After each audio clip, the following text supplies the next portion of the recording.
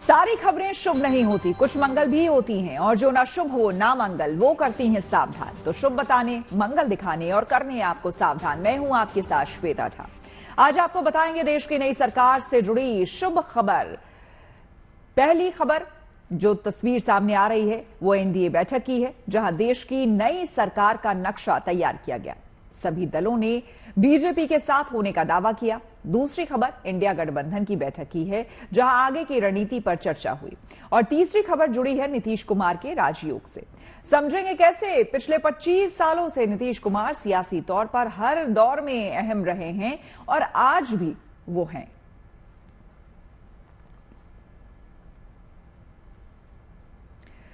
लेकिन सबसे पहले बात एनडीए की कर लेते हैं। आज एनडीए की अहम बैठक हुई, सभी नेता मिले। सरकार बनाने से पहले ये बैठक अहम थी क्योंकि इससे तय हो गया कि एनडीए में सब ठीक है, कोई कहीं नहीं जा रहा है, बल्कि सभी साथ मिलकर सरकार का दावा पेश करेंगे। तो 7 जून को संसदीय दल की बैठक में प्रधानमंत्री को नेता चुन लिए जाने के बाद दावा पेश होगा और अगले दिन शपथ ग्रहण समारोह हो सकता है।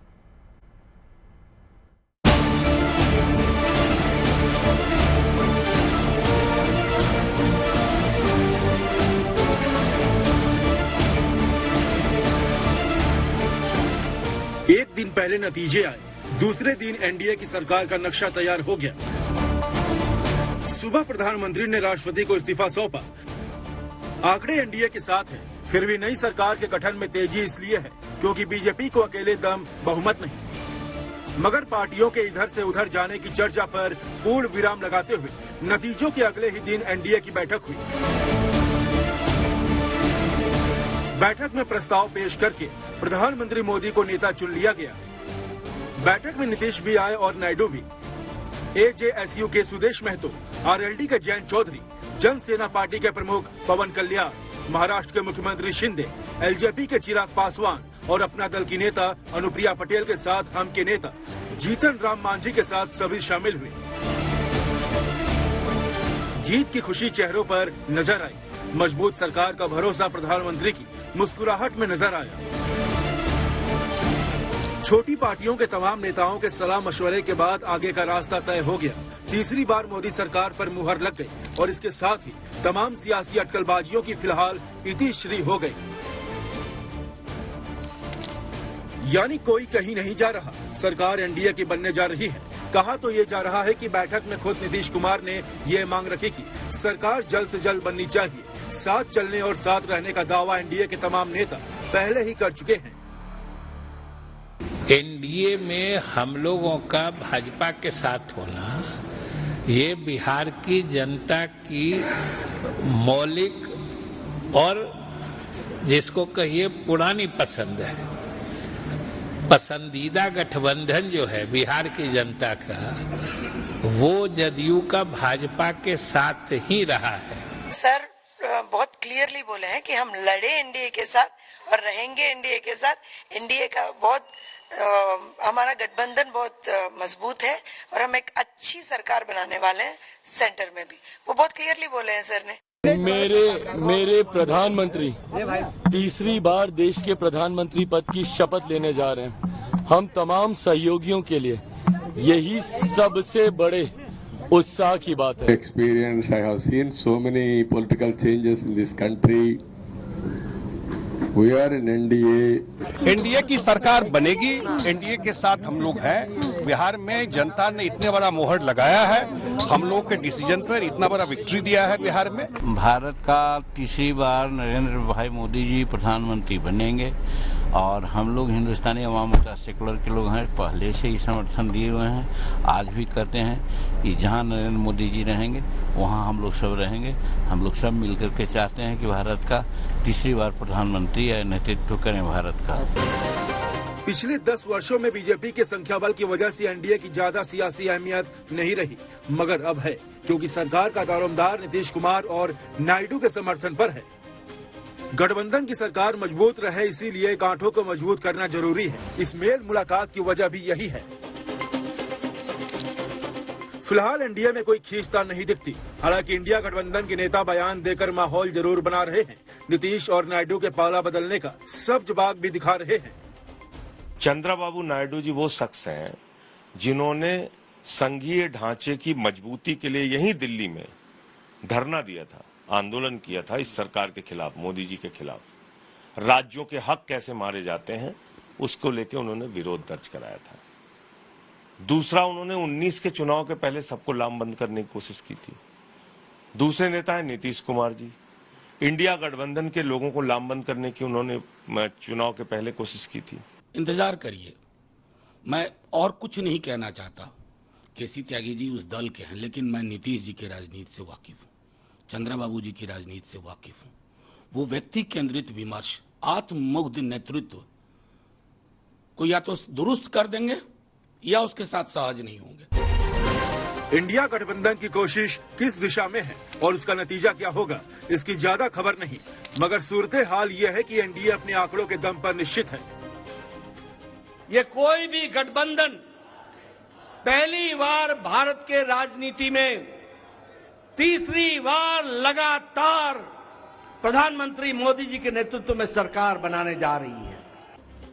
यानी आंकड़ों के हिसाब से मोदी सरकार को ज्यादा चिंता नहीं, हाँ, लेकिन मांगों को लेकर परेशानी हो सकती है। चर्चा है कि टीडीपी ने स्पीकर समेत 5 मंत्रालयों की मांग रखी है। कहा जा रहा है कि जेडीयू भी 3 कैबिनेट की मांग कर सकता है। यहाँ तक कि चिराग पासवान और जीतनराम मांझी भी एक एक मंत्रालय की आस लगाए बैठे हैं। अब बीजेपी को सोचना होगा कि मंत्रियों का बंटवारा कैसे होगा, राज्यों के लिए अलग अलग मांग उठेगी। पिछले 10 वर्षों में ऐसी माथापच्ची सरकार के सामने नहीं रही, लेकिन अब होगी। कोई special demand, Bihar special status, portfolio demand है बिहार के लिए जरूर हम चाहते हैं। जो हमारी बहुत लंबी डिमांड है कि विशेष राज्य का दर्जा मिलना चाहिए। यहाँ के बच्चे बाहर जाके नौकरी पाते हैं, काम करते हैं और अपमानित होते हैं। जाहिर है नई सरकार के रास्ते में शर्तें होंगी, समझौते होंगे, कई बार रास्ते में रोड़े भी आएंगे, मगर सियासी गणित देखते हुए लगता है कि एनडीए के सहयोगी दल बीजेपी के साथ बने रहेंगे। Bureau report, good news today. और आपको बता दें कि आज दिल्ली में सिर्फ एनडीए की बैठक ही नहीं हुई, बल्कि इंडिया गठबंधन की भी बैठक हुई। लोकसभा चुनाव के नतीजे घोषित होने के बाद इंडिया गठबंधन के नेता आगे की रणनीति तय करने के लिए कांग्रेस अध्यक्ष मल्लिकार्जुन खड़गे के घर जुटे।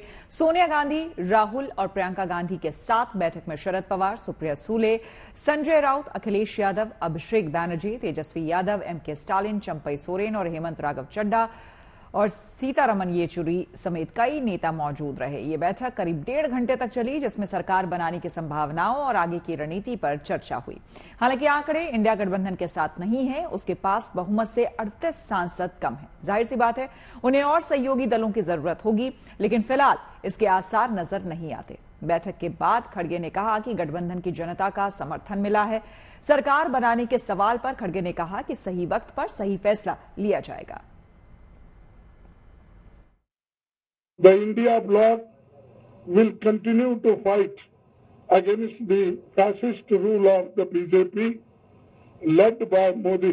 This is our decision and we all together agreed on these points. और अब बात करते हैं नीतीश कुमार की। बिहार विधानसभा में जेडीयू तीसरे नंबर की पार्टी है, फिर भी नीतीश कुमार सीएम है। और दिलचस्प बात यह है कि लोकसभा चुनाव में इस बार जेडीयू की कुल 12 सांसद जीते हैं, फिर भी नीतीश कुमार किंग मेकर हैं। नीतीश कुमार का ये राजयोग क्या है, आइए समझते हैं।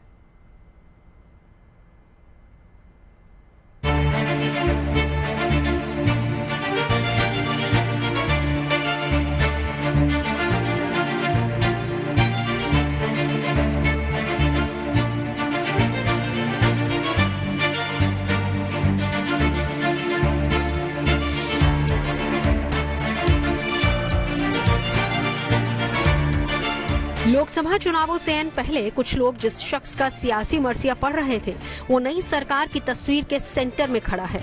इसे नीतीश कुमार का राजयोग नहीं तो और क्या कहा जाएगा। और ये पहली बार नहीं हुआ है। सियासी विरोधियों ने जब भी नीतीश को हाशिए पर किए जाने की भविष्यवाणी की, नीतीश उतनी ही मजबूती के साथ उठ खड़े हुए। इसकी वजह भी है, सत्ता के समीकरण को नीतीश ने इस खूबी से साध रखा है कि हर दौर में वो अहम रहते हैं। राजनीति वही पुरानी, यानी ना कहूं से दोस्ती ना कहूं से बैर। कल तक विपक्षी खेमे में थे, मगर चुनाव से पहले एनडीए के साथ हो गए। कल तक रिटायरमेंट की चर्चा हो रही थी, अब केंद्र सरकार में बड़ी भूमिका की होगी। भला राजयोग और किसे कहते हैं?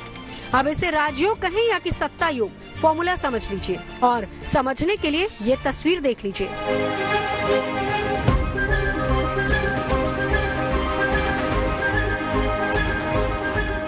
तस्वीरें पटना से दिल्ली आ रहे प्लेन की हैं। जिस प्लेन से नीतीश एनडीए की बैठक में शामिल होने के लिए दिल्ली आ रहे थे, उसी प्लेन में तेजस्वी यादव भी सवार थे।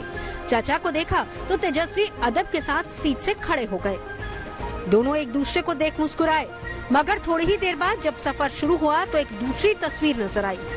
नीतीश की ठीक बगल वाली सीट पर तेजस्वी बैठे थे और जाहिर है कि दोनों में गुफ्तगू भी हुई। कहने को ये इत्तेफाक ही हो सकता है, मगर नीतीश की राजनीति को समझने वाले जानते हैं कि ये अंदाज उनकी राजनीति का हिस्सा रहा है, यानी बात किसी और से, निगाहें किसी और पर। प्लेन की इस तस्वीर से इंडिया गठबंधन की उम्मीदें जगी हों या नहीं, मगर एनडीए को मैसेज जरूर मिल गया होगा। शांत दिखने वाले नीतीश अक्सर इसी तरह मैसेज दे देते हैं और संतुलन बना लेते हैं। पिछले 2.5 दशक से ज्यादा वक्त तक सत्ता पर काबिज रहने का मंत्र भी यही है। वो एक ही समय पक्ष और विपक्ष दोनों के चहेते हैं। मैं इन सारी अफवाहों को, चर्चाओं को सिरे से खारिज करता हूं कि जेडीयू एनडीए के अलावा भी किसी तरह की सोच के प्रोसेस में नरेंद्र मोदी प्रधानमंत्री बनेंगे। नीतीश कुमार जी आज दिल्ली में हैं। नेता का जो कार्य रहा है, नेता का काम करने का तौर तरीका रहा है, ऊपर वाले का आशीर्वाद रहा है, जनता का आशीर्वाद प्यार रहा है, निश्चित तौर पर जब तक वो जिंदा रहेंगे सुपर बन के रहेंगे। विधानसभा के सदन में भी तो एक ही उसमें बैठते हैं सब लोग, इनका बातों का कोई अर्थ नहीं होता। नीतीश जी गंभीर राजनीतिक नेता हैं, देश को दिशा देने वाले नेता हैं, और नीतीश जी ने जब फैसला लिया इंडिया को छोड़ने का, उनके फैसले से ही प्रेरित होके लोकदल अगली पार्टी थी जिसने इंडिया को छोड़ के एनडीए का साथ आए।